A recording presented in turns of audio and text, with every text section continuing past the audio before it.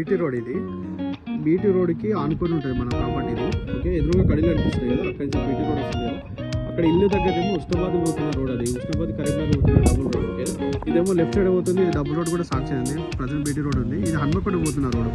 Okay, మొత్తం మనకి ఇది 11 ఎకరాల సైట్. అక్కడ లెఫ్ట్ సైడ్ ఉంది కదా, అక్కడ షెడ్ నుండి ఇక్కడ దాకా మనకి రోడ్ ఫేసింగ్ వస్తుంది. బస్సు పోతుంది కదా, అక్కడ కడి దాకా మొత్తం రోడ్ ఫేసింగ్ వస్తుంది. మొత్తం రెడ్ సైల్ ఇదంతా మనకి జన్యం నుండి జస్ట్ మనకి ఇది 32 కిలోమీటర్స్ ఉంటుంది.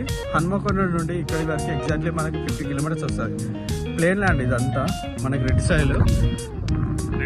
అక్కడ పోతే బస్సు పోతుంది కదా, అక్కడ పోతే మనకు ఉస్నాబాద్ హైవే టచ్ అవుతాం మనము. ఇది కూడా డబుల్ రోడే, మొత్తం రెడ్ సైల్ ఇదంతా. చుట్టూ చూడండి మొత్తం రెడ్ సైల్ ఉంటాయి, చుట్టూ బౌండరీస్ చేసి ఉంటాయి సైట్ మొత్తం మనకి. ఓకే, ఇదంతా క్లియర్ టైటిల్. అటు లెఫ్ట్ సైడ్ అంతా కల్టివేషన్ ల్యాండ్, ఇక రైట్ సైడ్ అపోజిట్లో కూడా మొత్తం కల్టివేషన్ ల్యాండ్ ఉంటాయి. వరి పొలాలు అవి ఉంటాయి మనకి. కొంచెం ముందుకు వెళ్తే విలేజ్ కూడా వస్తుంది మనకి. మొత్తం 11 ఎకరాల ప్రాపర్టీ ఇది. ఓకే, రెడ్ సైడ్ మంచిగా రోడ్కి హైట్లో ఉంటుంది మనకి.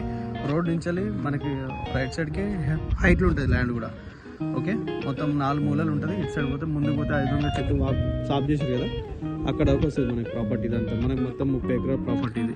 11 ఎకరాల ప్రాపర్టీ ఇది. బాగుంటుంది రెడ్ సైడ్.